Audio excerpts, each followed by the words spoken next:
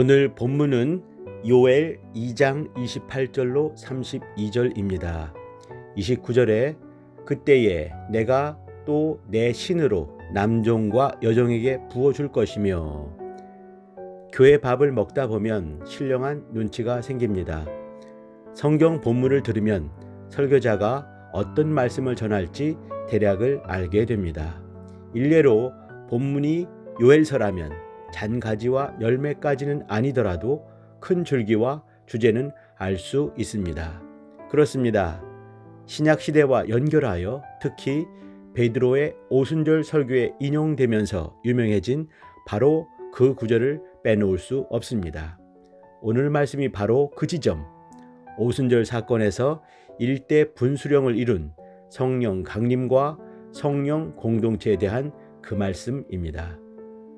1장 1절을 보면 여호와께서 부두엘의 아들 요엘에게 이르신 말씀이라. 혹시 다른 선지서의 시작과 다른 부분을 발견하셨나요? 선지서의 시작은 두 가지의 모습을 띱니다. 첫째는 당시 왕을 말해 시대를 밝히고 이어서 선지자와 소명을 말합니다. 이사야 1장 1절을 보면 유다 왕 우시야와 요담과 아하스와 히스기야 시대의 아모스의 아들 이사야가 유다와 예루살렘에 대하여 본 이상이라 하여 왕의 시대와 선지자의 소명을 분명히 합니다. 둘째는 시절을 드러내는 시작을 보여줍니다. 에스겔 1장 1절을 보면 제30년 4월 5일에 내가 그발 강가 사로잡힌 자 중에 있더니 하늘이 열리며 하나님의 이상이 내게 보이시니 라며 포로지 바벨론과 사로잡힌 것과 하나님의 이상이 에스겔에게 보인 사실을 드러냅니다. 그러나 요엘서는 다릅니다. 성경학자들은 요엘서의 시대 규정에 애를 먹습니다. 우선 시대를 가늠하는 왕의 이름이 통 등장하지 않습니다. 역사적으로 유다의 대적이었던 수리아, 아수르, 바벨론 등의 나라 이름이 언급되지 않습니다. 요엘이 주장하는 여호와의 날의 징조는 메뚜기의 내습, 곧 자연 재해였습니다. 엄청난 메뚜기 떼 속에서 거대한 군대를 읽어낼 수는 있지만 도대체 어떤 나라, 어떤 제국인지는 알 길이 없습니다. 다만 자연 계시의 지평을 열어놓은 정도로 만족해야 합니다. 한편 요엘은 인생이 고통에서 해방받을 수 있는 유일한 길로 하나님께 부르짖으며 기도하는 길밖에 없음을 주지시킵니다. 결론은 요엘의 시대, 모르겠다. 역사적 상황, 분명치 않다. 신학적 이슈, 대략 난감하다. 이때 우리는 구약 시대의 성령 강림의 약속을 주신 것에 주목하면 될 것 같습니다. 본문의 대략을 살핍니다.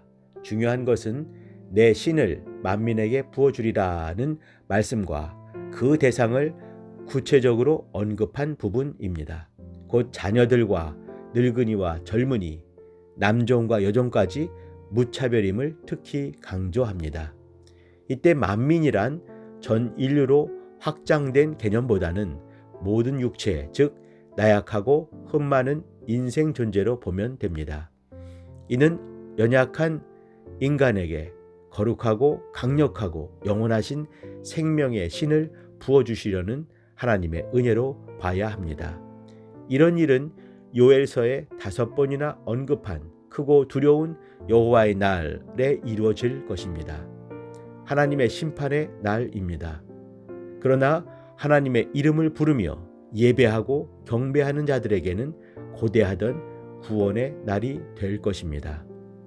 본문이 중요한 것은 베드로가 오순절 설교를 하면서 성령 강림의 증거 구절로 삼았기 때문입니다. 요엘은 예수님이 오시기 수백 년 전에 이미 성령이 오실 것을 예언한 것입니다. 이때 성령이 임하시면서 무지랭이 갈릴리 촌부들은 성령 공동체가 되었습니다. 이들에게서 모든 교회 시대의 사람들은 신약교회의 전형과 신약성도의 완전성을 찾게 될 것입니다. 우리는 그 최선의 기본과 극강의 본질을 요엘서 안에서 찾을 수 있습니다. 그것은 바로 차별 없음, 곧 무차별입니다. 하나님의 신이 임한 자들, 하나님의 이름을 부르는 자들, 남은 자들 혹은 하나님의 부름을 받은 자들, 이런 공동체에는 차별이란 도무지 없어야 마땅한 것입니다. 신약의 성도는 성령 공동체입니다. 자신의 뜻과 경험과 의지에 빗대어 사는 자가 아니라 성령을 모시고 성령의 예민하고 섬세한 인도하심에 기꺼이 순종하여 사는 자들입니다. 이 같은 성령 공동체 안에는 남자와 여자를 구별하는 성차별이 있을 수 없습니다. 젊은이와 늙은이의 세대 간의 갈등이나 꼰대 문화가 없어야 합니다. 사회적 신분에 따른 갑질과 소외란 말이 들려와서도 안 됩니다. 성령 공동체는 사랑으로 호흡하는 자들의 모임입니다.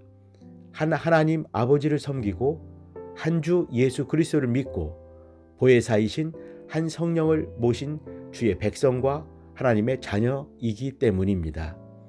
우리는 이런 성령 공동체를 다른 이름으로 교회라 부릅니다. 오늘 본문 32절에는 누구든지 여호와의 이름을 부르는 자는 구원을 얻으리라 했고, 로마서 10장 13절에는 누구든지 주의 이름을 부르는 자는 구원을 얻으리라 했습니다. 이때 이름을 부르는 누구든지는 일반적으로 예배 시에 경배하는 자를 말합니다. 좀 더 의미를 확장하면 연약하기 그지없는 몸으로 하나님이 기뻐하시는 거룩한 산제사를 드리는 자, 곧 삶으로 영적 예배하는 성도를 말합니다.